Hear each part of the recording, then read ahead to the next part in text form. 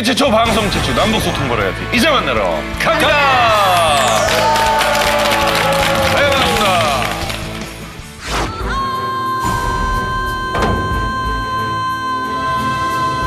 북한 여자들이 로망이죠. 신의 딸이에요. 김일성이 북한에서는 신이잖아요. 앞으로 북한의 정치는 김정은이하고 김여정이가 할 거다. 김여정이 북한 정권의 핵심 실세로 활동할 것이라는 걸 암묵적으로 보여주는 행위일 것 같고요. 김일성이가 인정한 백두혈대 김설종입니다. 김정을 내세우고 뒤에서 조정하는 인물이 바로 김설성이라고 하더라고요. 김정은이를 관리하고 있다고 해도 과언이 아니라는 거죠. 우리 이만갑을 받쳐주는 든든한 주춧돌 같은 존재죠. 우리 사우스포 소개합니다. 반갑습니다. 김영철 씨, 오늘 소개해 주실 분 있으시죠? 오늘 제가 처음 소개할 분은요, 우리 작가님들 앞으로 복사할 일이나 카피할 일이 있으면 이분을 찾아가면 될 것 같습니다. 이분은 뭐 그 어떤 물건 앞에 가면 뭐 소리, 표정 100% 스캔 완료입니다. 살아있는 인간 복사기 최병서 선배님 부탁해요. 부탁해요. 이덕화 선배님보다 더 이덕화 선배님. 맞아요. 아, 최고시죠. 이덕화 선배님이 최병서 씨를 흉내내는 것 같아요. 네. 사실 얼마 전에 제5공화국이라는 그 드라마가 있었어요. 있었죠, 있었죠. 제가 약 2달 동안 가가지고 이덕화 형님한테 그 톤을 갖춰드렸어요. 진짜로요? 진짜요? 이덕화 씨는 그냥 본인은 막 계속 그러는 거예요. 네. 이 전두환 전 대통령 본인은 이렇게 안 한다. 그럼요. 본인은 본자를 좀 깔아줘요. 그래갖고 본인. 대본에도 없는 걸 제가 넣어줬어요. 전두환 전 대통령이 뭐 우와 아주 좋아 했겠어요? 저는 그게 전두환 전 대통령님이 하셨던 말인 줄 알았어요. 아니에요. 평상시에. 옛날에 따따붙다라고 할 때 그걸 제가 했어요. 좋아 아주 좋아도 하고 왜 허구한 날 나만 가지고 그래 이걸 했었는데 마침 전두환 전 대통령께서 한 것처럼 그렇게 돼 있어요. 안 한 거예요? 안 했죠. 아, 그랬던 또 쪽이 있어요. 자, 오늘 뭐 최병서 씨 이렇게 나오셨는데 오늘 그 우리 북한 민원들 만나보시니까 어떠세요? 탈북 민년들 보니까 느닷없이 또 박근혜 대통령 아. 목소리도 생각납니다. 정말? 탈북 여러분 반갑습니다. 정말 여러분들 보니까 통일이 된 듯합니다. 한마디로 통일은 대박이다.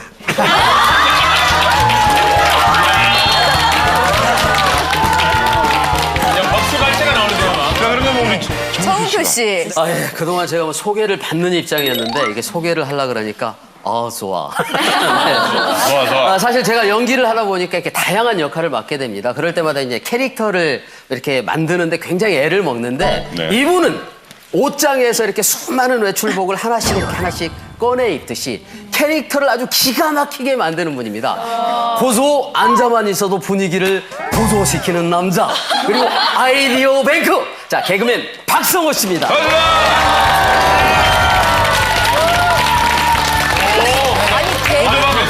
발음 좋았어, 괜찮습니까? 고소 반갑습니다. 고소 보소 이만갑에 만나러 왔죠. 고소 기분 최고죠. 나는 지금 놀란 게 뭐냐면 우리 센터 신은아 씨가 정말 너무 좋아요. 반가워서 막 어찌할 바 모르는 막 그 눈을 봤어요. 저 게스트 나온 중에 이렇게 반가웠던 분 처음이에요. 그래요? 진짜 광팬이에요, 제가. 그래. 아이고, 네. 010-2990. 사실 제가 이만갑 정말 광팬인 거 아시죠? 진짜 이만갑도 보세요? 저는 매주 애청하고. 이 중에 아는 분이 있어요? 혹시라도? 저 다 알죠, 다. 우리, 순실 누님도 알고. 아세요? 다 알고. 알고 저기 뭐, 주순영 씨 깔깔깔. 평양 깔깔깔. 박성호 씨 이렇게 뭐 유행어가 굉장히 많으시잖아요. 네. 사람이 아니문이다 뭐 이것도 있고.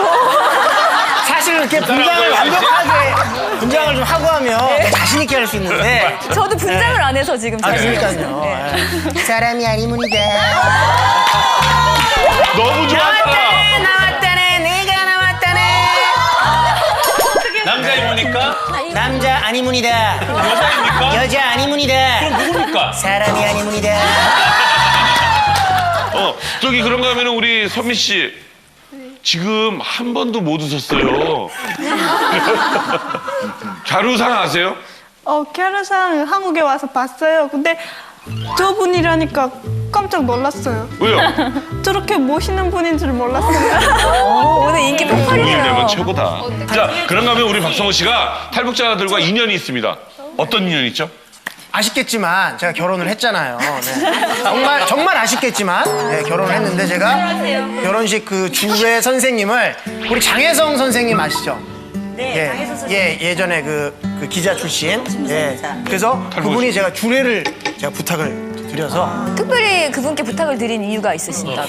예. 그분께서 이렇게 좀 굴곡진 어떤 삶을 또 살아오셨고 또 그런 거에 있어서 어떤 좀 제 인생에 좀 본보기가 좀 되었으면 좋겠다는. 어려움을 극복하고. 예. 그래서 결혼 생활이 뭐 세상에서 가장 어렵잖아요. 그렇죠, 그렇죠. 네, 그래서 왜 어렵다고? 저 너무 어렵던데 요즘. 네, 그래서 결혼 생활은 영원한 분단이죠. 그러니까요. 그래서 한번 자, 우리 박성호 씨 아무튼 열렬히 환영합니다. 자, 오늘 또 이만갑을 차유신 아주 반가운 얼굴이 있어서 한번 소개를 해드리겠습니다. 네. 여기 보시면 아마 굉장히 고운 피부에 초롱초롱한 눈망울에 마치 순정 만화 주인공 같은 느낌의 한 분이 계실 거예요. 예. 그런데 이분이 정말 청순한 외모와는 다르게 빵 때문에 탈북을 하셨다고 합니다. 예. 그 사연 너무 궁금한데요. 만나보시죠. 유홍 씨. 반갑습니다. 안녕하세요. 안녕하세요.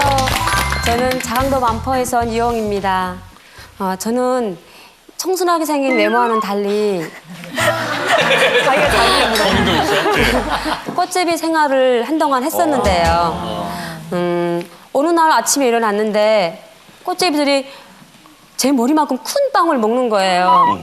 그래서 아니 북한에서 잘 사는 사람들도 못 먹는 저렇게 큰 빵을 꽃제비가 어떻게 먹지 하고 신기했는데 그래서 물어봤거든요.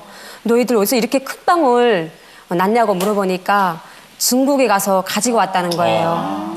신기해서 저도 그날 저녁에 꽃제비와 같이 탈북을 했어요. 근데 걔가 분명히 저희 동생하고 저하고 같이 탈북을 했는데 저희 보고 말했거든요. 자기만 믿으라고. 그래서 정말 그 애만 믿고 압록강을 건넜는데 건너자마자 붙잡힌 거예요. 그러니까 너무 그 길이 위험한 길인 거예요. 그러니까 관광객들이 많이 서 있고 그런 경비가 삼엄한 그쪽으로 걔가 데리고 온 거예요. 압록강으로. 몰라 그 애가 거의 모른 것 같더라고요. 이제 공항국에 잡혀 들어가게 됐는데 그 공항국 사람이 저희 보고 아마 불쌍해 보였나 봐요. 빵을 주더라고요. 오! 드디어 빵이 나왔습니다. 빵을 줬는데 북한의 빵은 이제 사카린이라고 설탕처럼 단맛이 나거든요. 근데 중국의 빵은 그냥 아무 맛도 안 나는 거예요. 그래서 제가 생각했던 그런 빵과 너무 좀 틀려가지고 제가 좀 그래도 똑똑한 맛더라고 해서 제가 많이 실망을 했었는데요. 아무튼 탈북을 하셨고 지금 한국에서도 빵 많이 드세요? 예, 여기 와서 정말 그 찐빵을 제가 먹는데 찐빵을 먹는데 단맛이 좀 나니까 예, 하지만 즐겨 먹진 않아요. 저기 혹시 그럼 동생도 같이 와 있습니까? 제가 탈북 과정 중에서 동생하고 헤어지게 됐는데요.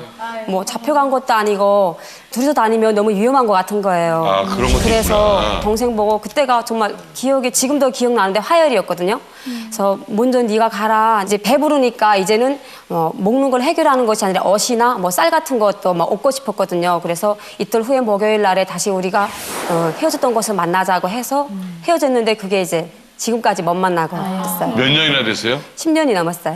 동생 못 만난 지 10년 넘었다고요? 예, 제가 이만갑을 나오게 되면 혹시 동생이 어디선가 볼까 생각하고 또 이 프로그램을 통해서 우리 홍영이를 찾을 수 있지 않을까 해서 출연하게 되었습니다.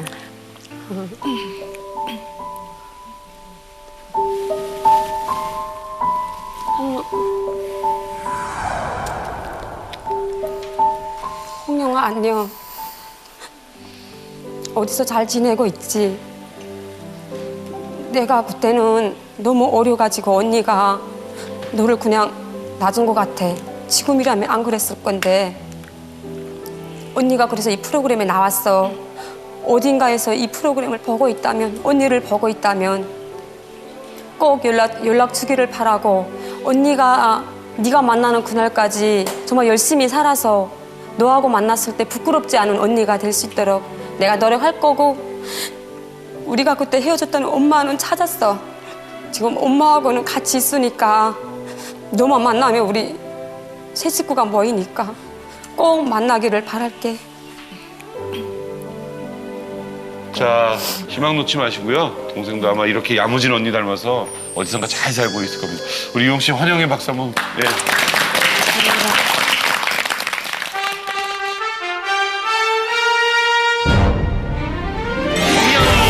깔깔깔. 이만갑 시청자 동지들 안녕하십니까? 북조선의 소식을 생생하게 전해드리는 평양 깔깔깔 유현지입니다. 석도전으로 둘째 아들까지 출산하고 온 저답게 북조선의 소식도 석도전으로 힘차게 전해드리겠습니다. 평양 깔깔깔 첫 번째 보도입니다. 선군 정치의 위대한 승리 만세. 선군혁명의 준말을 타고 질풍같이 달리자. 북조선을 이끄는 힘 선군 정치. 하지만 이번 소식은 북조선 인민군 출신의 순실 형님도 깜짝 놀랄 소식입니다. 인민군 복무기간이 연장될 예정이라고 합니다. 대개 여성은 6년, 남성은 자그만치 10년. 고난의 행군 이후 매년 신입 병사가 감소함으로 인해 확 줄어든 병력을 채우려는 조치라고 합니다. 때문에 제대를 앞두고 있던 병사들도 우울증에 시달리거나 후임병을 폭행 또는 하루바삐 군 제대를 하거나 혹은 가지 않기 위해 뇌물 경쟁을 하는 등 오히려 군의 기강이 해이해졌다고 합니다. 딱히 보니까 군대에서 몇 년도 지낸다고 대우가 남다른 것도 아니면서 10년도 넘는 세월 동안 가족도 못 보고 연애도 못한 청춘은 어찌 보상받는단 말입니까? 어우, 화가 난다. 다음 보도입니다. 아름다움. 여성들이 사랑하는 만국의 공통 언어 아름다움. 그런데 이 아름다움 때문에 고통받는 여성들이 있다는 사실 알고 계셨습니까? 최근 북조선도 돈벌이를 위해 화장품 개발 열풍이 한창인데요. 그런데 북조선이 화장품 개발 및 실험 과정에서 교과서의 요재수들을 아무런 동의 없이 이용해 큰 논란을 일으키고 있습니다. 화장품 실험 한 번에 전문적으로 동원되는 인원은 여성 30명. 많게는 최대 200여 명의 여성 죄수들이 화장품 실험에 이용되기도 했답니다. 또한 실험에 이용된 이들은 일반인들과 철저히 격리된 생활을 하는데 다른 죄수들의 동료를 막기 위해 품질 감독원이라는 명칭으로 불렸다고 합니다. 신의주 화장품 공장의 봄향기, 너와 나, 해당화 등이 계속해 장마당에 쏟아져 나오고 있지만 이와 같은 충격적 탄생 비화에 주민들은 고개를 돌리고 있다고 합니다. 괜한 돈벌이 욕심으로 남의 고운 얼굴에 분칠한답시고 당신네들 얼굴에 먹칠 말고 주민들 입에 불칠이라도 할 고민부터 하시라요. 다음 보도입니다. 공화국 영웅 칭호를 받은 정성호, 장거리 스타 다관왕 환봉실 선수 등 북조선에는 참으로 자랑스러운 마라손 영웅들이 참 많지 않습니까? 마라손 영웅. 이제 북조선의 마라손 솜씨가 세계에서도 먹히나 봅니다. 이번 달 평양에서 열릴 만경대상 국제 마라손 대회는 북조선의 대표적인 육상 대회인데요. 국제 대회라는 이름에 걸맞게 국제적인 육상 마니아들의 관심을 한 몸에 받고 있습니다. 1981년 김일성의 69회 생일에 맞춰 시작된 이 대회는 이전과 크게 달라진 점들이 있어 더욱더 인기몰이에 박차를 가하고 있는 중입니다. 이전에는 공산국가나 아프리카 등의 나라에서 주로 참여했던 것에 비해 이제는 적대국인 미국도 참여가 가능해 큰 눈길을 끌고 있습니다. 풀코스 마라손의 참가비는 $100. 하프 마라톤의 참가비는 70달러. 그리고 또 세트 상품 또한 준비되어 있는데요. 경기에 참여하거나 관람한 뒤 김일성 주석의 생일 경축 행사를 지켜보고 평양, 개성 등을 관광하는 6박 7일 상품도 단돈 2,400달러에 팔리고 있습니다. 다음 보도입니다. 여러분도 스마트폰 자주 사용하시죠? 네. 이제 북조선 주민들과도 스마트하게 연락을 주고받을 수 있을 듯합니다. 바로 중국의 소설 네트워크 웨이신을 이용한 것인데요. 문자뿐만 아니라 사진, 동영상까지 간편하게 송수신할 수 있어 보다 간편하게 근황을 전할 수 있습니다. 이는 지난 1월부터 북조선 당국이 외국인 관광객들의 본인 핸드폰 소지를 허용하게 되면서 암암리의 주민들에게까지 퍼지게 되었답니다. 이에 북조선 당국 역시 더욱더 단속에 심혈을 기울이고 있는데요. 최근 전파 탐지기가 새로이 개발되면서 1, 2분 안에도 발신지를 추적할 수 있다고 합니다.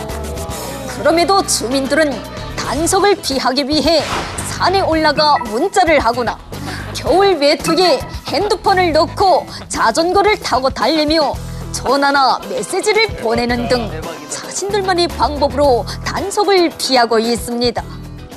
이 소식 들으면서 나도 고향의 가족과 연락했으면 하는 분들 많으시죠? 네. 고작 이 두 손으로 남몰래 주고받는 인사가 아닌 두 손을 맞잡고 다정한 이야기를 밤새 나누는 날이 꼭 오길 바랍니다. 오늘 저의 가열찬 진행 마음에 드셨습니까? 세상 그 어디도 없는 오직 리만갑에서만 들을 수 있는 평양 깔깔깔. 평양 현지에서 방송하는 날까지 힘차게 달려가겠습니다.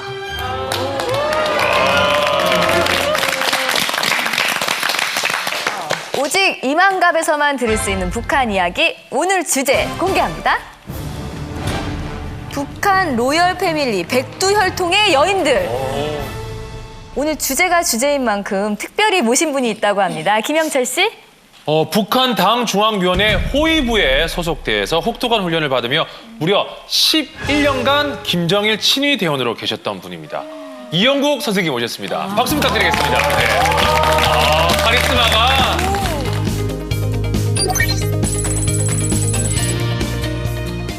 딱 그냥 뵙기에도 뭔가 묵직하시고 네. 예, 되게 옆에 있으면 되게 안전할 것 같고 그리고 왠지 유머 감각은 좀 없으실 것 같기도 하고 무서울 것 같기도 하고. 무서울 것 질문 같고. 하나 드려도 될까요, 네. 저분에게? 네. 싸움 잘하세요? 옛날엔 잘했습니다. 왜 안 웃기지? 무섭지? 웃어야 되는데. 선생님, 김정일 친위 대원은 무슨 일을 하는 건가요? 한마디로 말하면 경호이라면 일반적으로 누군가를 지켜주는 건데 독재자를 지키는 게 저희가 청춘과 정치적 그거 다 바치고 거기서 경호하는 걸 보고 친위대라는 명칭에서 딸로 김정일이가 만들어 놓은 거죠. 김정일이 좀 우리처럼 대통령이가 일정의 체계적으로 시간과 이런 게 있는데 이분은 없습니다. 김정일이가 자기가 그저 밤에 나가겠으면 나가고 12시에 나가겠으면 나가고. 그러게요. 김일성이가 김정일이랑 이따금씩 군부대 현지지도 오면 딱 새벽에 와요. 그래서 군인들이 다 잘 때 깨우지 말아라. 군인들 기상한 다음에 들어가 본다고 해서 길 옆에 서서 기다렸다고 막 그래요. 뻥이야, 뻥. 제가 가고 싶으면 가고 오고 싶으면 오는 거예요. 그래. 그럼 만약에 김정일 국방위원장 있을 때도 다 실탄 가지고 실탄은 우리는 150발 장탄하고 일반 군인들하고 달라요. 탄알 자체가 100m에서 10mm 강판 뚫습니다. 그렇게 하고 격투기 있지 않습니까? 그래서 칼도 덤비고 이런 거, 그다음에 사람을 눈치로 보고 이 사람 행동이 이상하구나 하면은 예감을 가지는 거. 그 수영, 행군 안 안겼습니다.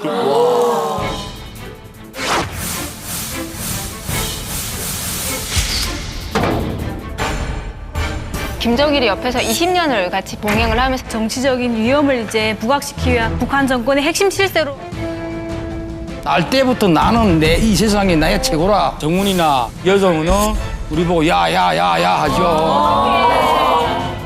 일장에 댕기면 젊은 남자들 와가지고 같이 춤도 추고 거기 다 그 파티장 다 있고. 알코올 중독에 마약 중독에 정신 분열증에 백두혈통의 정통성에 문제가 생기는 거죠. 백두혈통이라는 말이 어느 순간부터 되게 자주 나오는데 이게 정확히 어떤 의미를 얘기하는지 강명도 교수님 얘기 좀 해주세요. 김정은이가 지금 북한의 최고 지도자 아닙니까? 그러니까 김정은 국방위원회 제1위원장이 최고 지도자가 되기 전에는 백두혈통이라는 말을 쓰지 않았습니다.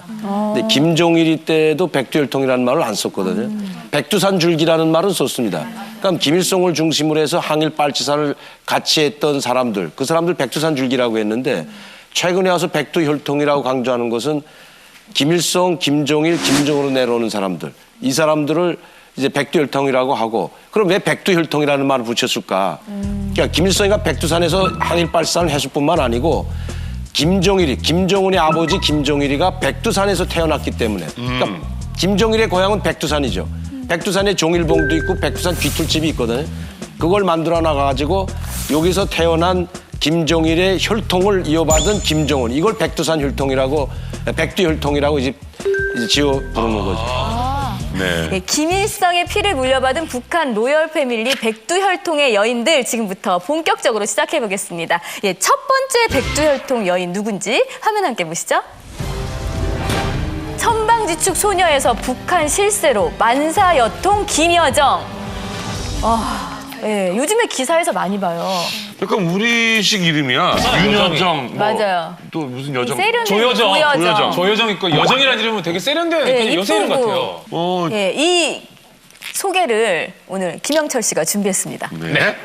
첫 번째 소개할 사람, 너 이름이 뭐니? 너한테 북한 맡길 수는 있겠니? 김여정입니다. 1987년생이고요. 28살이 되겠는데요. 바로 김정일과 고영희 사이에서 태어났고, 그러니까 김정은의 여동생이 되는 거죠. 북한에 알려진 직함은 노동당 서기실장이라고 하는데요. 서기실장이라 하면 우리나라로는 장관급이라고 합니다. 그럼 북한에서 정확하게 어떤 일인지 알려줘요. 네. 김정은의 업무는 물론이고 김정은의 이미지 메이킹까지 신경을 쓰고 있다고 합니다. 물론 이번 지난 3월 최고인민회의 대의원 선거에서 공식 등장하면서 북한의 핵심 실세로 등장하고 주목받고 있는 여정킴. 공식 직함과 함께 북한 매체를 통해 소개된 것은 이번이 처음인데요. 김정은 오빠의 옆자리 처음에 뭣도 모르고 대충대충 했었는데요. 이젠 그 옆자리 놓치지 않을 거예요. 바로 김여정이었습니다. 네. 부장한. 예, 저도 찾아봤는데 선명한 사진은 별로 없었는데 예쁜 것 같아 보여요. 어딘가에 얼굴도 끼어있어. 하얗고. 어딘가에 끼어있어. 치명사진처럼. 합성인가 싶은. 현정 씨도 봤어요? 아, 예, 김여정이가 굉장히 다혈질이고 예, 성격이 개팍하대요. 그래서 막 갑자기 성격을 막 성질 부리고 이런 성격인데 김정일이 따라 많이 나가잖아요. 나가면 갑자기 주변 환경이 이게 마음에 안 든다고 빨리 바꾸라고 이래서 행사에 동원되신 분들 굉장히 막 곤란해하고 나이도 그땐 어렸을 텐데. 네, 그쵸. 김여정이가 그 김정일이하고 현지 지도할 때 김정일이 옆에서 김정일의 그 컨디션도 봐주고 그다음에 김정일이 그 식사하잖아요. 식사하면 그 옆에서 그 먼저 음식도 먹어보고 그리고 김이상궁이었네요. 네. 김이상궁. 네. 그리고 어떨 때는 자기가 직접 이렇게 김정일의 음식을 한대요. 김여정이 최근에 이렇게 또 대외적으로 등장한 게 이제 김씨 부자의 정치적인 위험을 이제 부각시키기 위한 어떤 하나의 행위라고 할 수 있겠고요. 또 이제 장성택이 처형이 되면서 김경희 자리를 메꿀 이제 대체 인물로 이제 또 등장을 했고, 그리고 이제 그 이번에 이제 3월 9일 날 최고인민회의 제13차 그 대의원 회의 선거투표에 김정은과 직접 함께 등장했잖아요. 그래서 이게 이 하나만 놓고 보더라도 이제 김여정이 북한 정권의 핵심 실세로 활동할 것이라는 걸 이제 암묵적으로 이제 보여주는 행위일 것 같고요. 그래서 이제 김경희가 김정은 체제에서 이제 보여줬던 역할보다 훨씬 더 많은 역할을 할 것이다라는 기대를 지금 보여주고 있죠. 내가 보기에는요, 김여정이도 조금 있으면 또 장군별 달고 또 올라가 앉아 있어요, 이제. 예. 그거 봐요, 장성택이 마누라도 총 한 병 안 써보고 군사복무 하루도 안 한 게 장군복 입고 똑 나와 있었잖아요. 그렇게 한다니까. 강명도 교수님께 여쭤볼게요.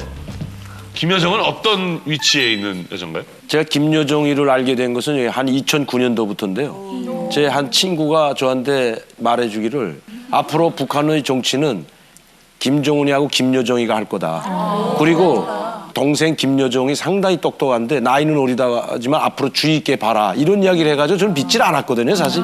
그때는 김정은이도 안 나오고 현지지도는 같이 다닐 때입니다. 비공개 현지지도. 근데 그 현지지도 장소에 김정은이도 있었고 김여정이도 있었답니다. 그런데 김종일이가 김여정이 말을 더 많이 들었다는 거죠. 그래서 이 이야기를 했을 때 다 안 믿었어요. 사실 뭐 김정은이가 그때 공식적인 자리에도 안 나왔는데 2010년도에 김정은이가 나왔고 그 이후에도 김여정이는 사실 천방지축으로 뛰노는 것 외에는 안 나왔습니다, 사실. 그런데 이번에 공식적으로 나왔다는 건 이게 큰 의미가 있거든요. 최고인민의 대의원 선거할 때 김경옥 동지, 황병서 동지, 그다음에 김여정 동지 이렇게 책임 일꾼들과 함께 이런 말을 했는데 조선인민군 최고 사령관이신 경애하는 김정은 동지께서 인민군 장병들과 함께 최고인민회의 대의원 선거장에서 선거에 참가하셨습니다. 김경옥 동지, 황병서 동지, 김여정 동지가 동행했습니다. 이거는 그 사람들과 레벨이 같다는 거죠. 와. 김경옥이는 지금 당전의 조직부 일부 부장이고 집무실, 말하자면 우리 말하면 그 김기춘 비서실장이나 똑같은 역할을 하는 게 김경옥입니다. 근데 그 사람과 똑같이 났다는 것은 김여정이가 바로 그 김정은의 모든 행사를 관리할 뿐만 아니라 김정은이를 관리하고 있다고 해도 과언이 아니라는 거죠. 예, 김여정이 요즘에 정말 화제가 되고 있고 굉장히 북한 실세로 떠오르고 있는데요. 저희가 김여정의 모습이 담긴 영상을 준비했습니다. 함께 보시죠. 우리 당과 인민의 최고 영도자 김정은 원수님께서는 부인 리설주 동지와 함께 준공식장에 나오셨습니다.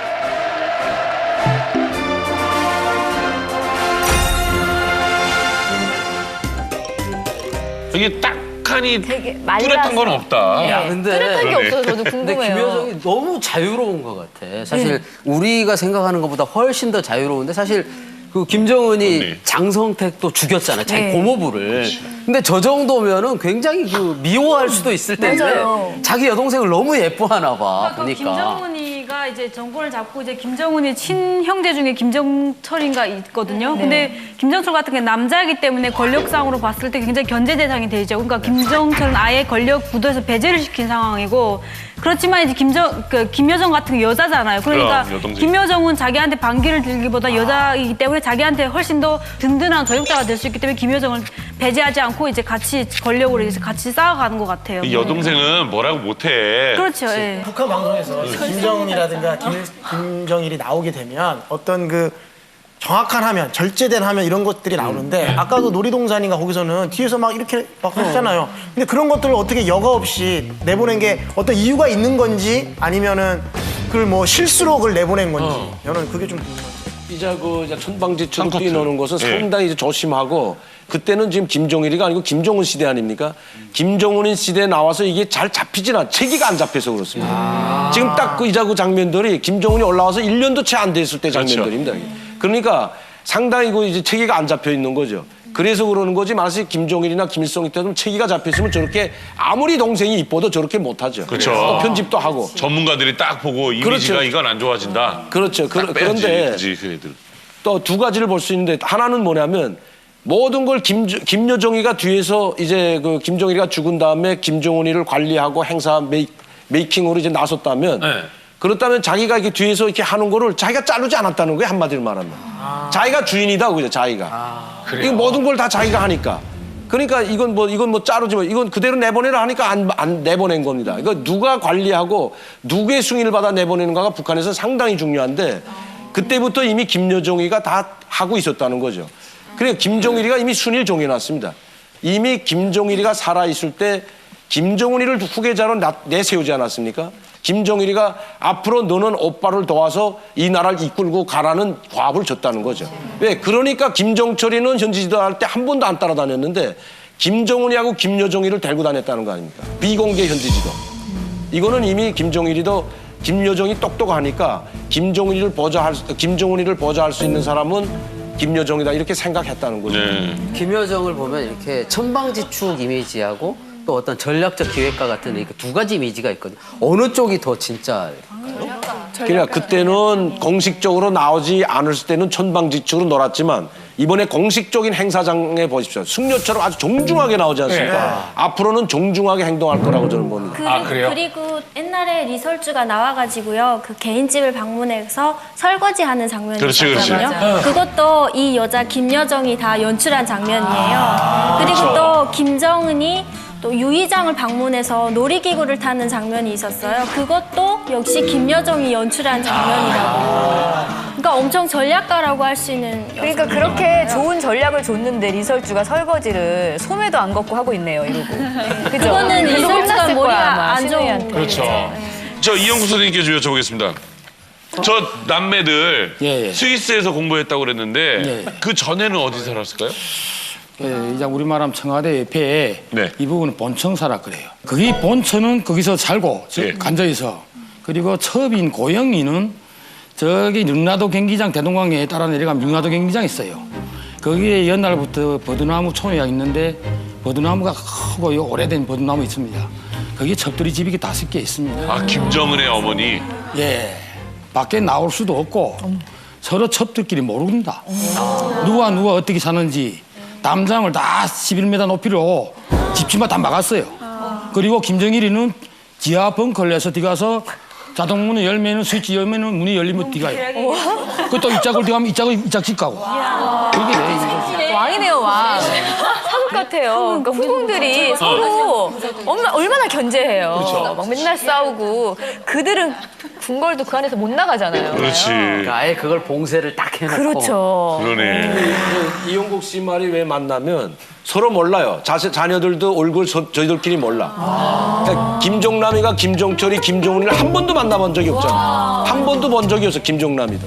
왠지 우리가 볼 때는 많이 같이 노출되니까 서로 뭐 연락도 하고 형 어디야? 나 뭐 그럴 것 같은데 서로 한 번도 본 적이 없다고요? 예. 그 첩집에서 나올 때는 김정일이가 벌써 그 공개됐을 때 나오는 게고 공개되기 전까지는 그 공개 전에 나올 수가 없습니다. 그 안에서. 누릴 건 다 누립니다. 어디 가겠다면 다 가요. 근데 다 보고 하고 댕기죠. 아우 답답해. 답답하죠. 김정남은 외로웠겠다. 아니 뭐 공기놀이를 해도 상대가 있어야 놀지. 한번 여쭤볼게요. 진짜 궁금한데 김정은, 김정철, 김여정 셋이 어릴 때는 어땠습니까? 어렸을 때. 5살, 6살 이때 봤습니다. 정남이는 17살 때 봤고 그런데 이 별장에 가면은요 다 놀이기구도 있고 애들 놀 수도 있는 그 충이 다 있습니다. 그리고 그 안에는 유익기재 다 있고 수영장이 있고 백사장이 있고 그다음에 이거 뭐 강아지도 같이 놀기도 하고 그다음 꽃밭에 들어가 사진도 찍고 거기 따라다니는 교양원들이 하나 있고 간호사가 있고 의사 있고 그다음에 거기 또 뭐 리더를 해주는 산수 웃겨주는 사람 하나 여자 있어요. 네. 그게 한 5명 정도 4명 5명이가 젊은 아가씨들이 같이 딱 다니면서 그 안에 하겠다는 걸 해주지요. 그리고 봄에 그 좀 그 건조하니까 저 함남도에다 그렇게 짓는데 한 150m 높이를 해가지고 그 폭포도 김일성은 바닷물 폭포를 좋아했고 그 물안개 깨요. 물안개? 네, 그리고 그 해가 뜨면은 무지개가 딱 서거든요.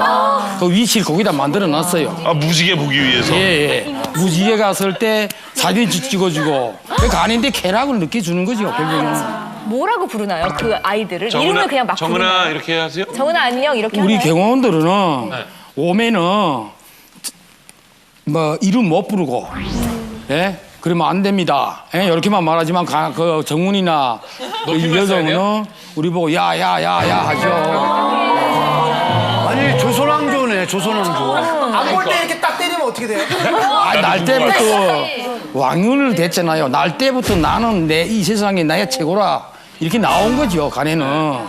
그러니까 이북 사이에 뒤가 보면 좀 그런 게 좀 많습니다. 근데 너무 마음이 아픈 게 이게 막 신기하고 이런 게 아니라 그 사람들이 독재자들이 보면 항상 그런 저택들을 잘 갖고 있어요. 근데 그것 때문에 또 그 어떤 국민들이나 인민들은 또 얼마나 힘들어할까 이런 걸 생각하니까. 거기다가 저기 이제 어린데 일 안 되십니다.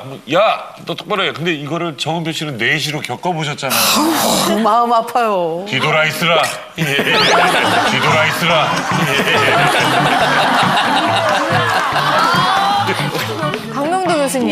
앞으로 김여정의 그 권력은 얼마나 더 세질 것 같습니까?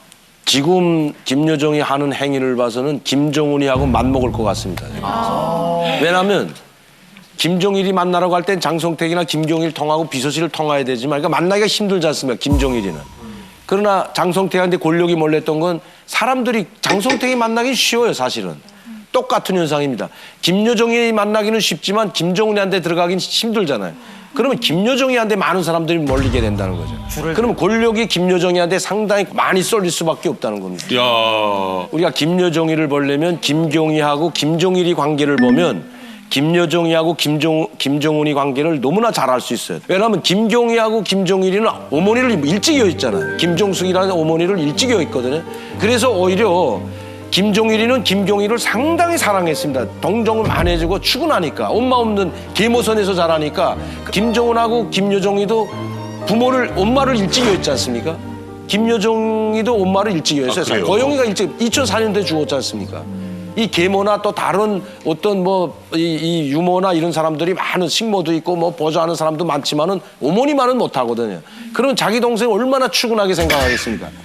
그렇기 때문에 내가 지금 봐서는 김정은이가 아무리 천방지축으로 뛰어놀고 뭐 했더라도 그게 다 용서가 되는 게 그만큼 동생 김여정이 사랑한다는 거죠.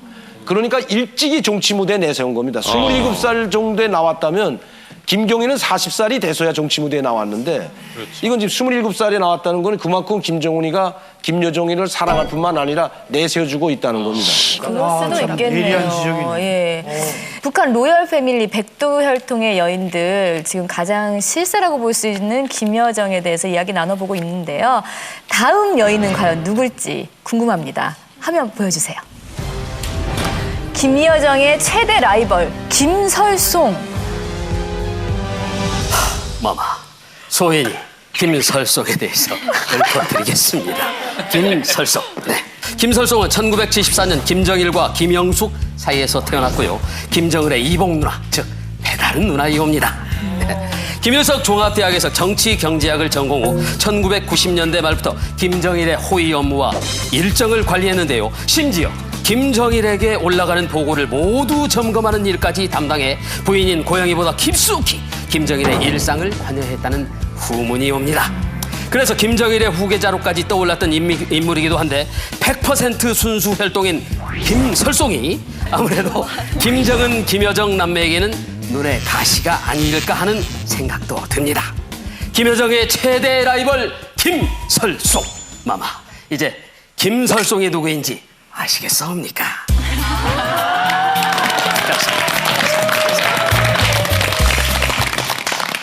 수고 많았네, 정래 씨. 갑자기 상황이 다른 김설송이 굉장히 저한테는 생소한 이름인데 은하 씨는 김설송에 대해서 들어보셨어요? 김정일의 친딸이죠. 친딸이고 김정은하고는 이복 누나 사이인데 지금 김정은의 정치적인 그 모든 계획을 뒤에서 조정하는 인물이 바로 김설송이라고 하더라고요. 지금 저 사람이 거의 앞에 김정을 내세우고 뒤에서 모든 정치를 조정하니까 저 사람이 누리는 권력, 특권 같은 거는 그 누구도 상대할 수 없을 만큼 강한 거죠. 김정일이 그 현지 지도를 올 때마다 꼭 딸을 데리고 온대요. 그게 김설송인 거예요. 근데 김정일의 차 문도 그 경호원도 안 열고 김설송이 딱 연다는 거예요. 그래서 정말 그렇게 군부대 사람들이 다 알 정도로 항상 딸과 동행을 했다고 하더라고요. 김설송이 또 그렇게 똑똑했대요. 여러 업무 능력도 뛰어나갔고 김정일이 신뢰를 많이 이렇게 쌓았었는데 그리고 나갔어도 사람들한테 그랬대요. 내가 못 가진 장점을 많이 가진 천재성 있는 딸이라고 그렇게 얘기하고 다녔대요. 김정일이가 살아있을 때 첫 딸이니까 얼마나 이쁘겠습니까? 그래서 설송이를 금성출판사에서 얘를 찍어가지고 설송이, 청송이 이래서 야니를 원력을 냈어요. 원력에. 그래서 달력에. 그래서 뭐 1월달, 2월달 이렇게 해가지고 야니를 옷을 바꿔 입혀가지고 너무 이뻐가지고 그래서 금성출판사 만수대 창작사에서 만든 이 원력이 나가는데 중앙당 가족들한테만 이 원력이 배당됐어요. 배정이. 근데 실제로 이뻤나요? 이뻤어요. 정말 이뻤어요. 네. 그만큼 김설송을 김정일 국방위원장이 이뻐했는데 그 이유가 있다면 뭐가 있을까요? 원래 김영숙이 딸이고요. 김일성이가 인정한 백두혈통이 진짜 김설종입니다. 네, 보면 본처고 또 그 공식적인 집에서 김영숙이하고 살고 김영숙이에서 난 딸이가 김설종입니다. 예, 혈통은 진짜 혈통이죠. 근데 여자기 때문에 밀렸죠. 예? 근데 김정일이 왜 예뻐했는가? 김일성도 예뻐했어요. 김일성의 행사도 김설종을 어릴 때 이렇게 안고 댕긴 그도 있어요. 김일성이가. 왜 그렇게 말씀하는가 하면요. 김경리가 행사 나갈 때 김설종을 많이 데리고 댕겼어요. 많이 안고 댕기고. 김정훈이라든가 김정남이라든가 정철이라든가 김여정이라든가 이런 아들이 하나도 나온 적이 없었어요. 근데 김정일이 행사에 김설종이 어떤 데 둥둥 나타났죠. 북한 최고 엘리트이신 강명도 교수님께서는 김설성을 본 적이 있으세요? 아니, 본 적은 없습니다. 본 적이 없는데 뭐 김정일이가 우리 위사당 격리부 올 때 뭐 설성일 데려오는 것도 아니고 그런데 그런 소는 파다하게 돌아갑니다. 이제 말하시면 설성이라든가 뭐 청송이라든가 그래서 설성무역회사도 있고 청송무역회사도 있어요. 북한에. 그것도 어디냐 중앙당 재정격리부에. 그 이야기 나왔다는 건 뭐냐면 설성이나 청송이를 안다는 거 아닙니까? 그러니까 그만큼 김정일이가 이뻐하니까 중앙당의 무역회사 이름을 만들 때 설성무역회사, 청송무역회사라고 이름을 붙였을 거 아니에요. 그 상당히 이뻐한 거는 맞습니다. 그런데 여기서 그러면 김설성이가 과연 권력이 있나? 권력 문 앞에도 못 간다는 거죠. 김설성이 같은 사람들은 아무리 김정일이가 뭐 이뻐하고 하지만은 살아 있을 때건 김정일이가 죽었건 간에 최고 권력 옆에는 못 온다는 겁니다. 한마디로 말씀드렸습니다. 자, 이번에는요. 백두혈통의 여인들 다음 인물입니다. 이렇게 보시죠. 비운의 백두혈통 1인자 김경희. 그는 누구인가? 지난해 남편 장성택의 사망으로 모든 궁금증을 낳고 있는 김경희라는 인물. 김경희는 1964년 김일성과 김종숙 사이에서 태어났습니다. 김경희는 조선노동당 중앙위원회 비서, 북한인민군 대장 등 북한의 여성 실세로 자리를 맡습니다. 그런데 올해 69살, 그녀가 건강 악화로 해외 체류 중이라는 등 여러 가지 설이 있습니다. 도대체 어디로 사라졌을까요? 탈북 미녀들은 김경희에 대해서 어떻게 알고 있는지 답을 부탁해요.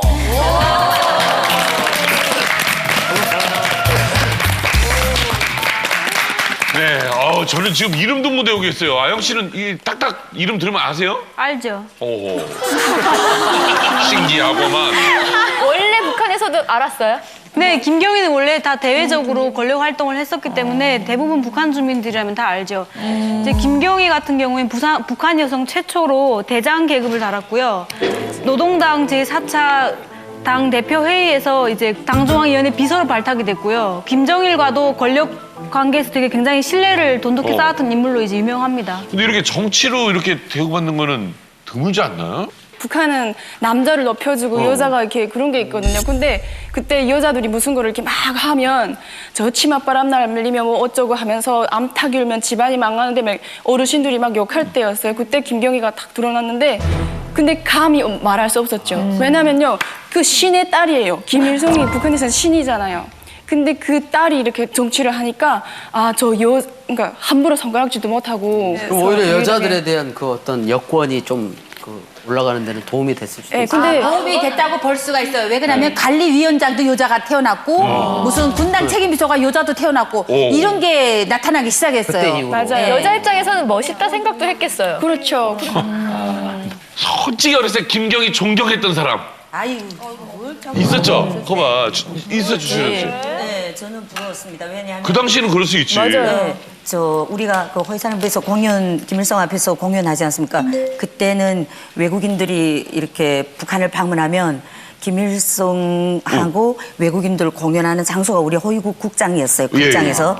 그러면 그때 김일성 외국 대통령들 그 뒤에는 김경희가 있었어요. 어허. 근데 김경희 옷차림이 너무 멋있으니까 우리는 그게 참 선망에 처음에는 김경희인지 그럴 수 있죠. 몰랐습니다. 그럴 수 있죠, 어릴 그렇죠. 때. 너무 예. 부러웠죠. 북한에 있을 때 어. 김경희가 되게 부러웠어요. 그게 김일성의 딸이어서 부러웠던 게 아니라 장성택이 그때 지금 막 폭삭 늙었지만 옛날에 진짜 잘생겼거든. 키도 구척이에요. 80 넘죠. 그러니까 북한은 상당히 보기 드문 그런 큰 기럭지에 또 얼굴도 되게 호남형이거든요. 너무 잘생겨가지고 어린 마음에 저 사람 저런 남자랑 결혼하고 싶다 그랬거든요. 근데 김경희는 누가 봐도 인물이 남편이랑 좀 비교해서 많이 딸려요. 그래서 굉장히 그게 좀 부러웠어요. 아니 그러면 네. 장성택은 여자들이 봤을 때 북한에서 지금 말고 북한에서 봤을 때 장성택은 멋있다.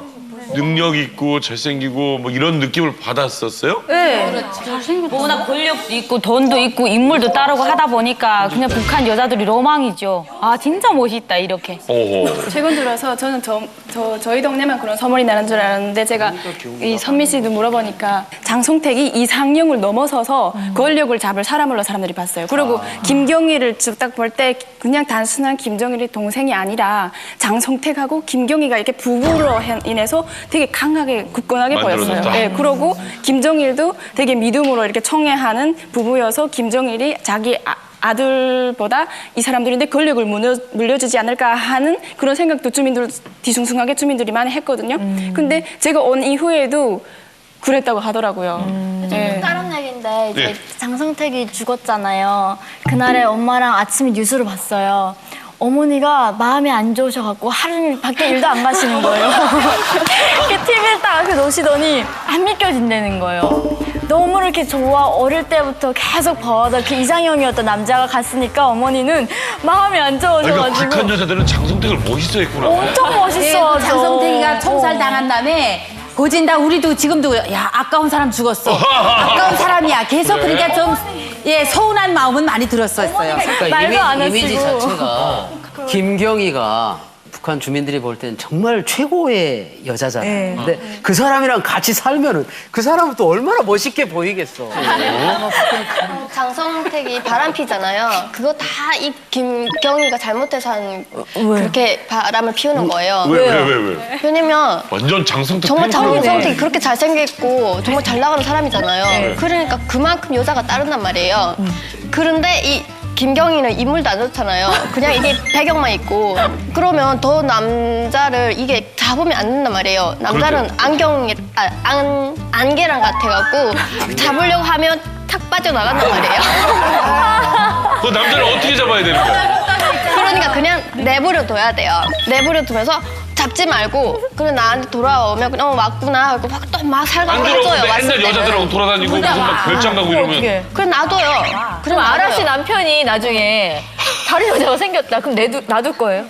저는 놔둘 것 같아요. 남자는 그렇게 안개와 해야 같다. 나중에 미안한 그게가 느껴갖고 이렇게 한데도 날 이렇게 좋아해주고 믿어주는구나라는 그런 생각 남자가 들 거란 말이에요. 오래 걸려. 그게 한 60살 그럼 짐승이죠. 병들어서 와. 남자랑 걔는 잡을수록 도망간대요. 개 됐다. 안개 됐다. 잡지 말아요. 우리 저 강명보님께 한번 여쭤볼게요.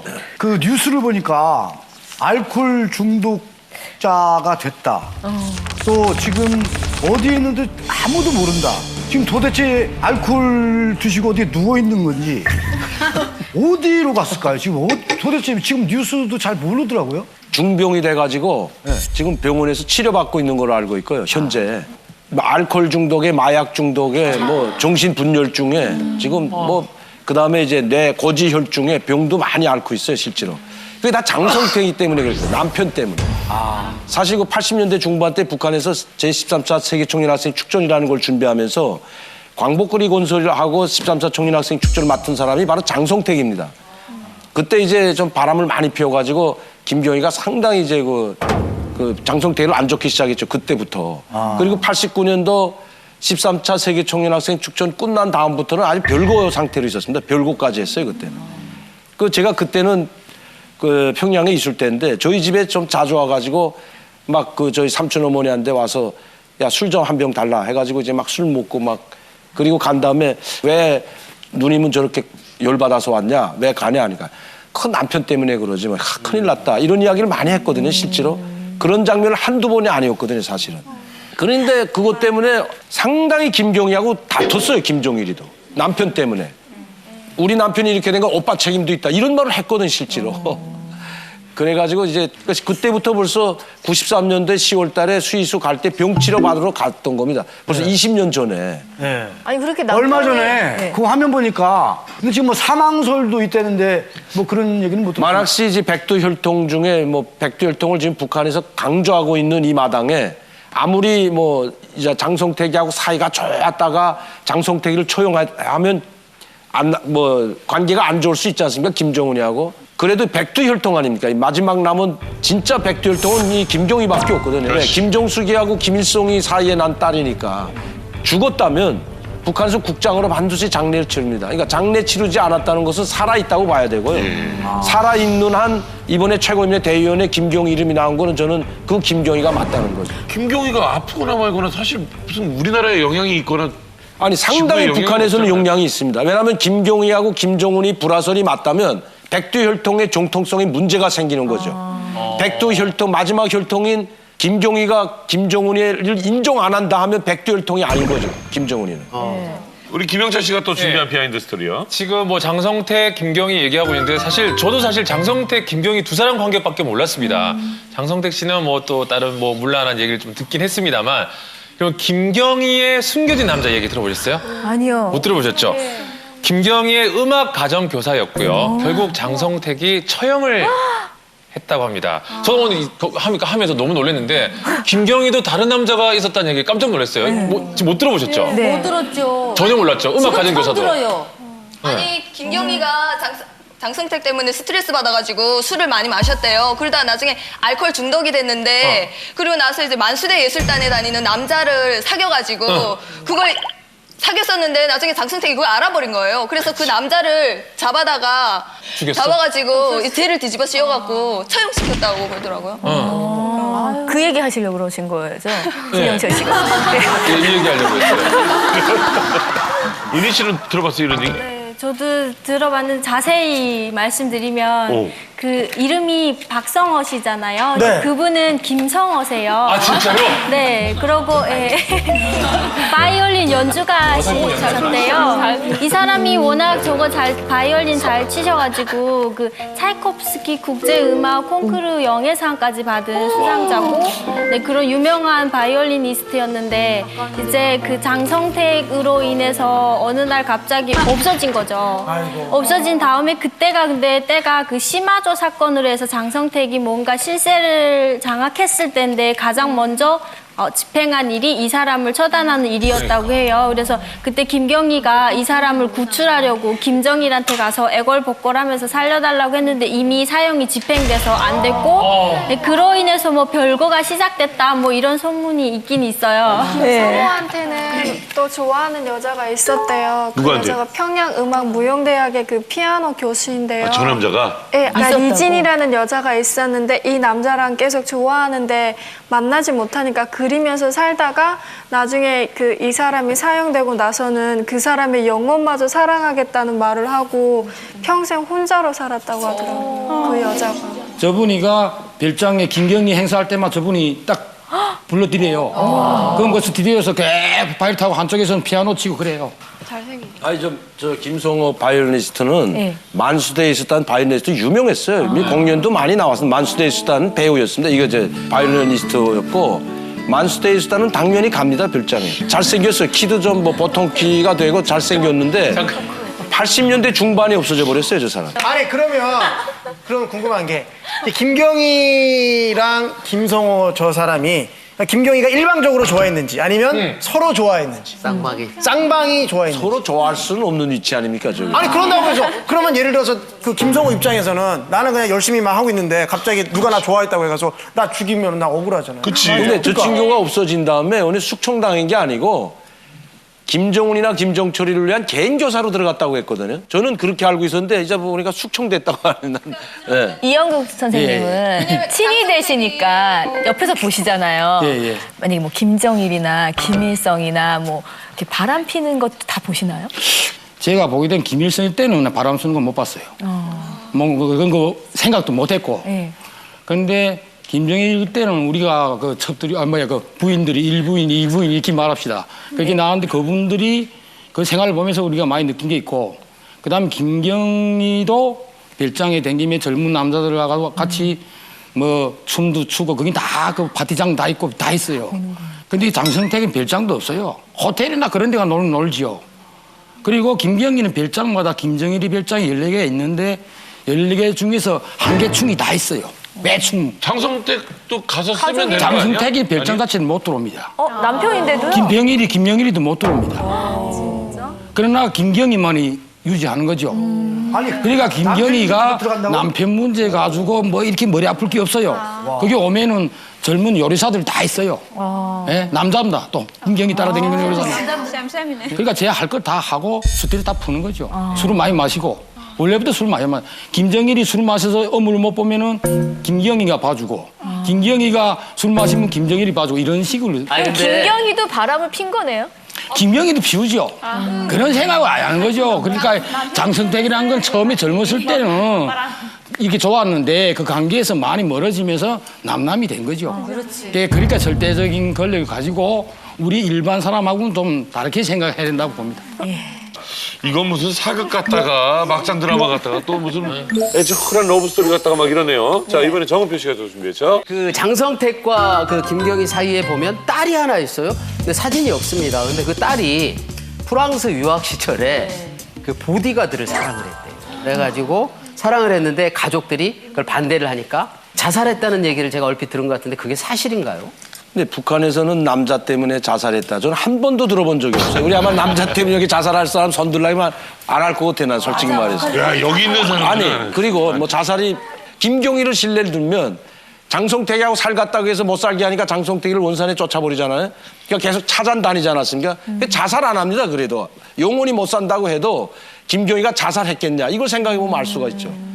그런데 왜 그럼 장금서희가 프랑스에서 자살했냐. 사실은 뭐 이제 로맨틱에 자살했다. 차사고로 죽었다고 나와 있습니다. 실제 공식적인 거는.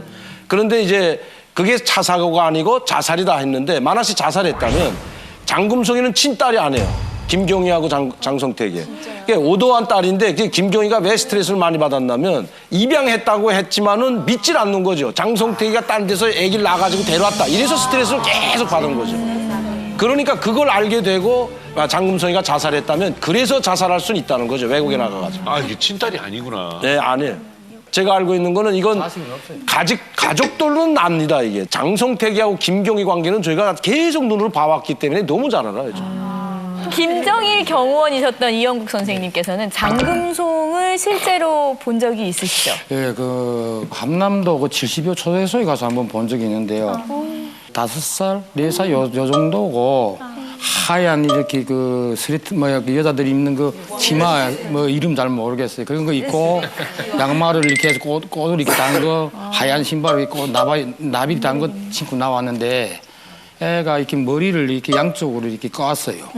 예, 그래가지고 나왔는데 장성택이 닮아서 잘 생겼고 그리고 조금 그 이렇게 활발하지 못하고 그런 형태를 제가 본 걸 생각됩니다. 어떻게 살았나요, 그 아이는? 그러니까 아버지하고 어머니하고 붙은 가정 생활이가 이루어지지 않고 김정일이 별장에 자기 남편을 데리고 가야 되겠는데 별장에는 일체 못 들어가고 김경희만 하고 그 가정이란 게 서로 융합돼서 이루어지지 못한 게 하나 있고 아무리 잘 돼도 교양원이 있고 웃어주는 사람이 있어도 제 부모만큼은 없잖아요. 그러니까 이런 그 어릴 때 가정부터 시작해서 애가 좀 그 우울해졌느냐, 좀 자기가 좀 그 심정이 좀 힘들게 사는 걸 생각합니다.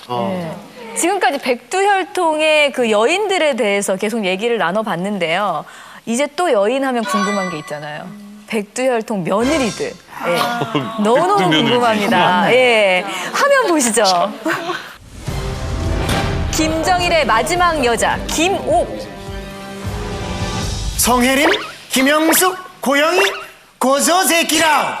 김종인의 5번째 부인이자 마지막 부인 김옥을 내가 소개하겠어. 잘 들어라. 1964년생인 김옥은 평양음악무용대학에서 피아노를 전공했는데 1980년대부터 김정일의 비서 역할을 하며 곁을 지켰어.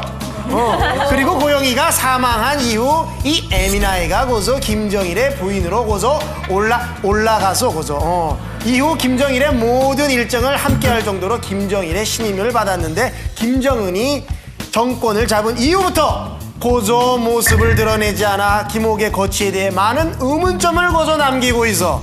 근데 고조 김정일은 뭔 부인이 고조 5명이나 돼? 화가 난다. 아니 고조 부럽다.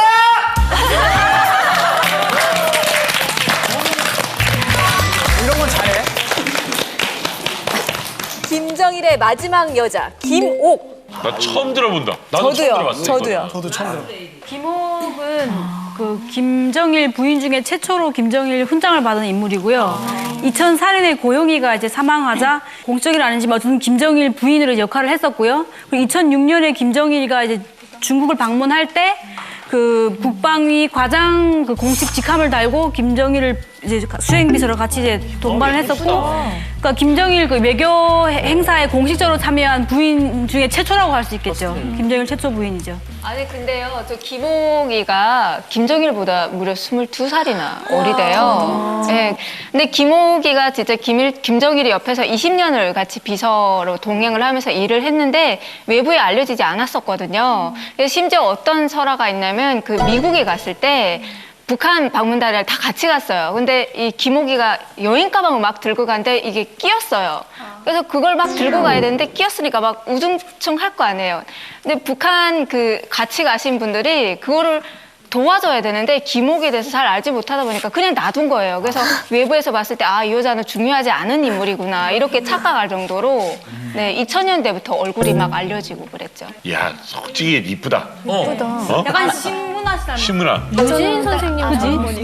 신은아랑 심은아 섞은 거기다 좀 똑똑하다는 거 아니에요 지금? 그리고 똑똑하다는 거지. 금수산 그 김정일 사망 후에 그 용전을 지켰대. 그 금수산 기념공전에 안치돼 있잖아요. 그 용전을 마지막까지 지켰다고 하더라고요. 저희가 김옥이 활동했던 최근의 모습을 영상으로 준비해봤습니다. 2012년 7월 평양 유원지 준공식에 참여했던 모습인데요. 함께 보시죠.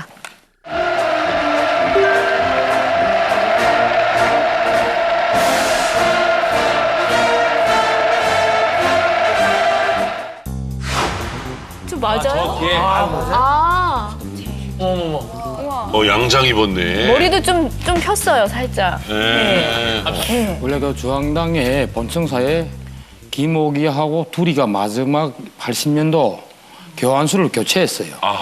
그 비밀이 많이 새나가가지고 남자를 바꿨거든요. 교환수? 네, 교환수, 타자, 이 다 그 비서나 같습니다. 비서입니다. 그 남자가 교환수 1년 하다가 목소리를 들어보니까 영 부부장들이 아침이라면 들으면 기분이 나쁜 거죠. 그게 다시 바꿔달래서 여자 바꿨어요. 그 사이에서 나온 게 김옥이거든요. 그 머리를 이렇게 딱 풀어 헤치고 머리핀도 못 뽑고 다닙니다. 왜요? 왜냐면 김정일이 경호할 때는 일체 머리핀이랑 꼽으면 다 그 경호 사업에 살인무기 될 수 있기 때문에 칠 붙이는 거 일체 다 못 꼽습니다. 빈침이랑 하나도 없습니다. 그 머리 좀 길고 김옥이 얼굴이 좀 눈이 쏙 띄고 얼굴이가 그때는 작아요. 예뻐요. 그리고 키는 그저 중간축인데 여자를 말하면 그저 한 60 정도 되죠. 그래서 여자가 좀 살뜰하죠. 김정일이 어릴 때부터 김정일이 그 사업하는 거 다 봤으니까 성격이라든가 사업 스타일이라든가 술을 마시면 어떻게 하나 이게 다 알고 똑똑하죠 여자가. 그러니까 배필을 했으니까 김옥이가 마지막 부인을 들어간 거죠. 그러니까 그 고영희가 이제 암이 걸려서 이제 얼마 살지 못하게 될 때 자기 자식이고 김정철이랑 김정은이 있은 거예요. 근데 이 친구들이 이제 돌봐줄 사람을 찾다 보니까 그 당시에 김정일 개인 비서를 하고 있던 김옥을 고영희가 직접 지목을 했다고 하더라고요. 저는 이해가 안 가요. 왜?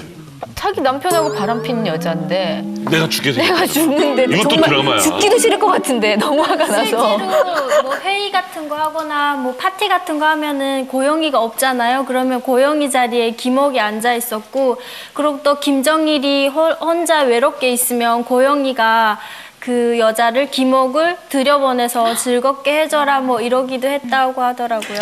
자, 김옥에 대해서 강명도 교수님 알고 계세요? 그 김용숙이하고 김옥이하고 이제 같은 그 행태가 있는데 김용숙이도 비서 출신이고 김옥이도 비서 출신이에요 사실. 근데 이제 김영숙이를 먼저 선택해서 살고 그 이후에 이제 80년대에 나왔던 게 김옥입니다. 그 김정일이가 죽기 전까지 가장 미안하게 생각했던 것이 김옥이랍니다. 왜냐하면 시집을 가라고 그만큼 했는데 안 가고 끝까지 장군님 곁에 남게 있다고 말했던 사람이 바로 김옥이랍니다. 아주 멋있잖아요, 이거 여자가.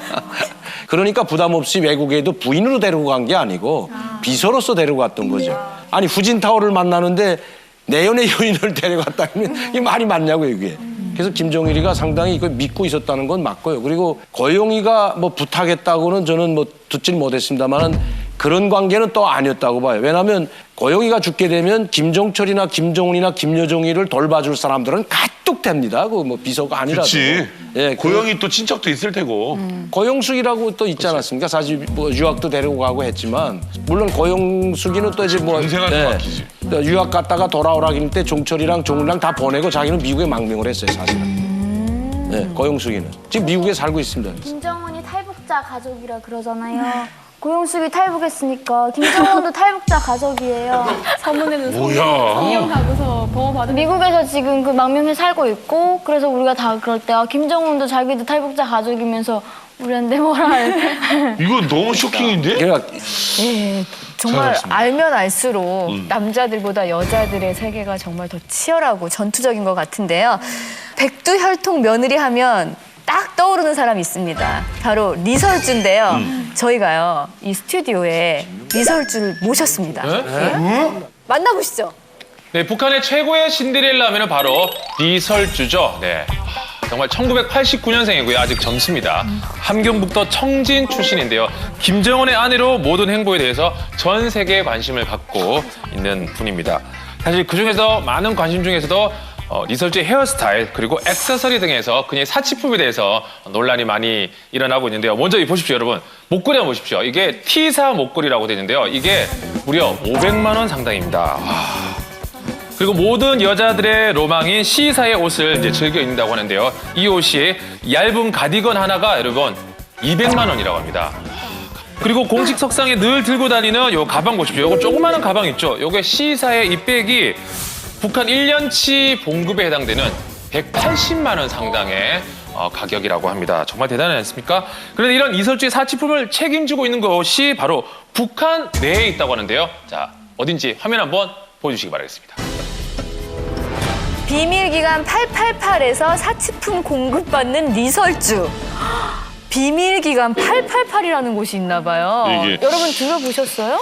북한의 김부자의 비자금을 관리하는 기간이 38호실이잖아요. 그렇다면 이 888이라는 이 기간은 김부자 그 직계 가족들이 사용하는 물품을 조달하는 곳이라고 보시면 돼요. 그래서 벤츠라든지 아니면 뭐 위스키, 말 이런 거를 들여오는데 이게 다 유엔이 제재를 해가지고 다 불법적으로 들여오는 거거든요. 근데 그 불법적으로 들여오는 경로를 확보해야 되는 거잖아요. 그러니까 이 888호실에서 그 경로까지 같이 확보를 한다고 보시면 되는 거죠. 그 데이비스 로드맨이 네. 무진장 까불다가 그 제재 조치 있는데 그 양주랑 이런 거 막 사갔잖아, 선물. 그게 걸린대요. 그래가지고 데이비스 로드맨 진짜 크게 불법을 저지르게 됐다고 그러니까 갑자기 깨갱하고는 저 북한 안 갈게요 그러고 울던데. 저 888이라는 게 사실 릉라 888이라는 것입니다. 릉라자가 앞에 하나 붙었는데 군수산 위산 경리부에 무역과가 있는데 해외 나갈 때는 릉라 888이라는 명칭을 달고 나갑니다. 회사 명칭을 달고. 뭐 사치품뿐만 아니고 김정일, 김일성이 주는 모든 선물도 다 저희 우리 릉라 888에서 들여오는 거죠. 그러니까 뭘로 보내요? 배로? 예? 배로 보내. 배로도 들여오고 외교 행랑. 이자처럼 사치품은 외교 행랑으로 들여와요. 예. 그 가방도 보니까 그 프랑스 그 명품 그 제품이잖아요. 항상 그 가방만 들고 다녀요. 그러니까 남들의 시선에는 그냥 시선 때문에 그 가방 들고 다니는데 또 그 가방이 다이애나 비가 들었던 거 영부인 백이라고 그거 자꾸 들고 다니는 거. 솔직히 백은 아니야. 아니 솔직히 백은 그래도 예쁜데 나는 저 옷을 저 가격을 주고 왜 저 옷을 샀는지 그죠? 저 예쁜 옷이 많은데 좀 그 안목은 없는 것 아니 같아요. 왜? 이쁘지 않았어요? 아니 좀 색깔이 너무 외국에서 그 사서 이렇게 북한으로 보내는 사람이 남자인 것 같아요. 아. 좀 예쁜 걸 골라야 되는데. 내가 고르질 못하니까. 네.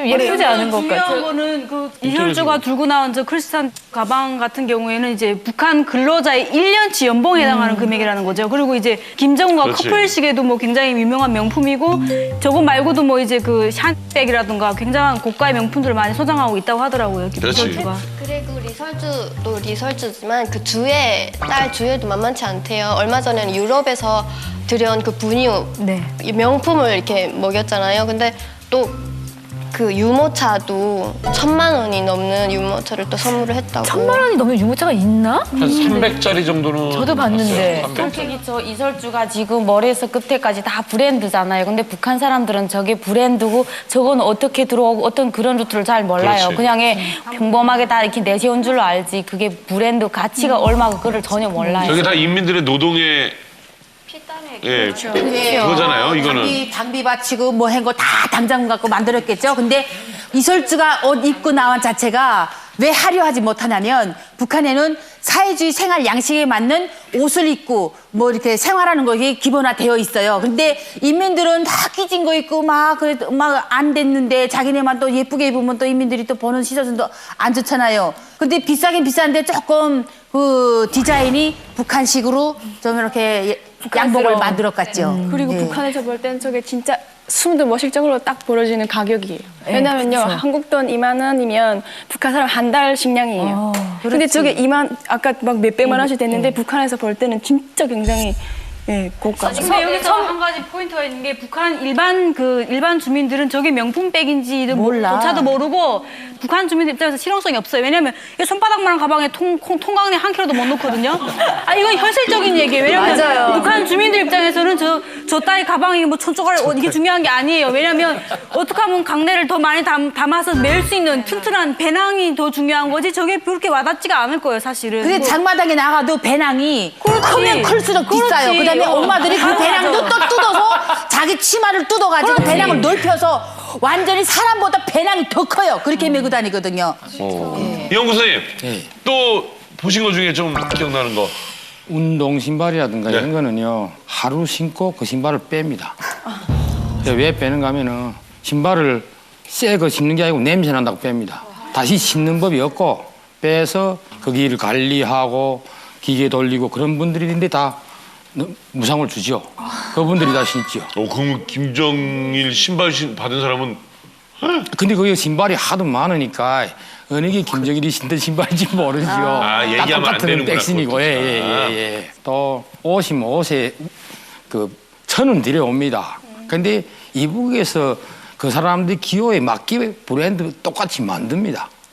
다 개인적으로 다 가지고 있습니다. 아, 그러니까 그거를 이제 그 부자를 위해서만. 김정일이 자기 가게를 위해서만 이렇게 하는 거죠. 그리고 그분이 사실한 게 사실은 조항당 뭐입니까 그 재정기획부 그 사파리 그런 게 있어요. 거기에 가보면은 벤츠가 한 200~300대 돼요.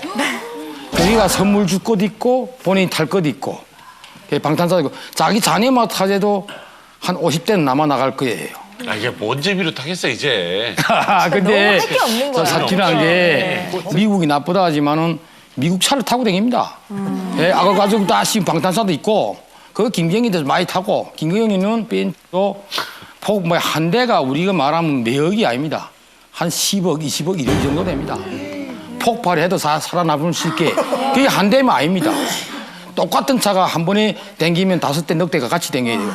그게 10억이고 한 번 움직이는 것만 해도 50억, 100억입니다. 근데 우리 돈으로. 김경희 그 차는 악어 가죽으로 씌웠다는데 그게 김경희가 타고 다니는 그 닝이라고 미국 차인데 악어 가죽 방탄차를 다니는 게 있습니다. 그러니까 악어 가죽을 밖에다 씌웠대요. 예, 밖에다 이게 위에 지붕을 다 이렇게 씌웠어요. 악어네. 예.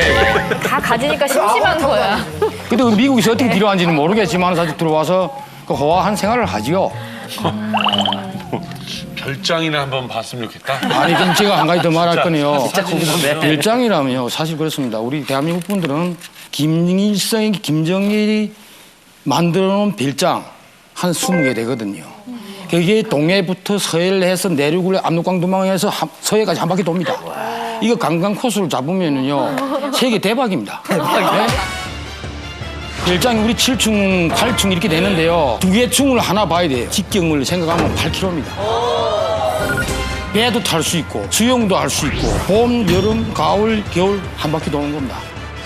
전기가 이북이 다 꺼져도 별장은 딱 해서 있어야 돼요. 그게 무지막지하죠.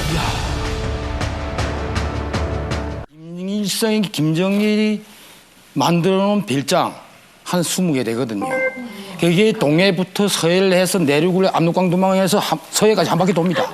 이거 관광 코스를 잡으면은요 세계 대박입니다. 네? 또 거기 유시설에 들어가 보면은 생각하면은 이 건물만 합니다. 네? 예, 이런 건물이 서고 이런 건물이 옆에 많습니다. 건물들이 그 안에가 직경을 생각하면 8km입니다. 그런 골프도 다 칠 수 있는 게 되고 등산을 할 수 있는 게 되고 그러니까 뭐인가 김정일이는 어떻게 봄, 가을, 여름, 겨울 한 바퀴 도는 겁니다. 아니 가긴 가요? 갑니다. 한 번씩은 가는데요. 전기가 이북이 다 꺼져도 별장은 다 켜서 있어야 돼요. 왜가 김정일이 어디가 있는 건 몰라야 되기 때문에 다 켜서 있는 겁니다. 가면 이게 그게 무지막지하죠. 백성들은 다 두고 가는데 그게 이해 안 되는 거죠. 아니, 그 층이 몇 층이에요, 실례지만? 별장이 우리 7층, 8층 이렇게 되는데요. 우리나라처럼 별장 호텔 생각하면 안 됩니다. 2개 층을 하나 봐야 돼요. 그 안에 공기 시설이 다 들어가고 그 닥터가 들어가기 때문에 공기를 가공해서 동백항이 나오게 다 만들고 온도가 연상 21도, 22도입니다. 아니 별장은 예. 보통 한 2층으로 이렇게 아닙니다. 배도 탈 수 있고, 예? 수영도 할 수 있고, 또 짐승도 잡을 수 있고, 예? 또 이렇게 낚시질도 할 수 있고, 계절 따라서 늘릴 수 있는 곳이 다 쭉 되어 있다는 거죠. 지금 뭐 이 백두 혈통 때문에 그 고통받는 주민들 얼마나 힘들겠습니까? 정말 이 말도 안 되는 백두 혈통에 대한 것 이거 하루빨리 멈춰져야 됩니다. 이제 만나러 갑니다. 다음 시간에 뵙겠습니다. 감사합니다.